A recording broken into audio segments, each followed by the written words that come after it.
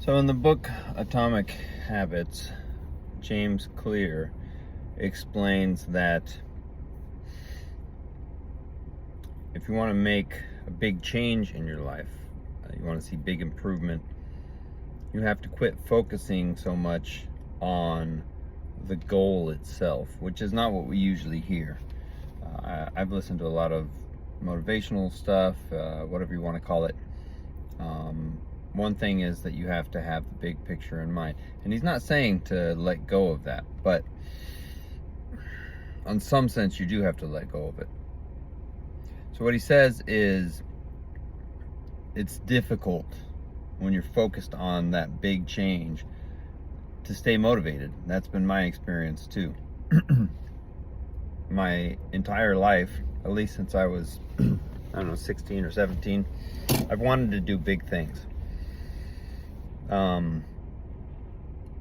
When I was 17, I wanted to really help homeless people, and I wanted to one day have a big, what would you call it?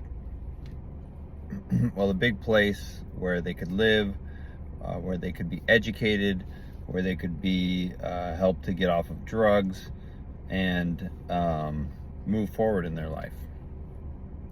And that was going to cost a lot of money.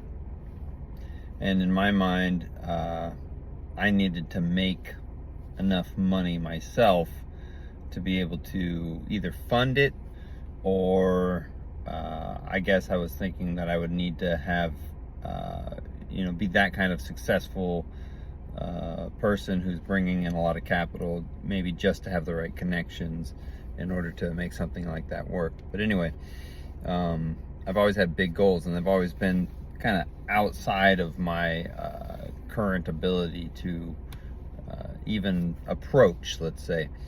And so what happens, and what's happened to me, and I think what happens to most people, is it just seems too big, too far away, too difficult, and it seems like we're not making any progress towards our goals. And so we get bogged down and we lose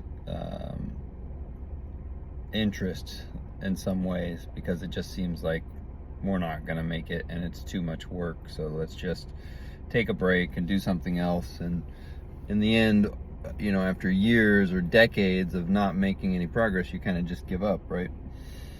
So what James Clear says in Atomic Habits is figure out what habits you would have to have in order to be the person that you need to be in order to accomplish that goal. Instead of focusing on the big picture all the time, focus on the steps that it would take to get there. And then you have to let go of the big picture, because if you're measuring your steps by how close you are to that big faraway picture, you still feel like you're too far away. Your steps feel maybe meaningless, and you again lose motivation.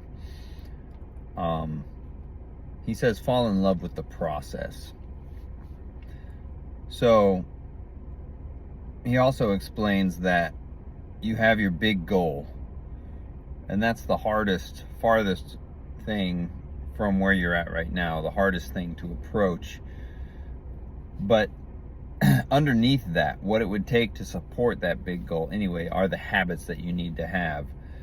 He refers to that as kind of like systems in your life that need to be in place.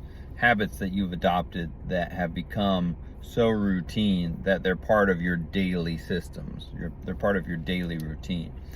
And that's those habits, if you had them all in place, and they might be far from what you're currently doing in your life. For instance, waking up earlier every single day in order for it to be a habit, right?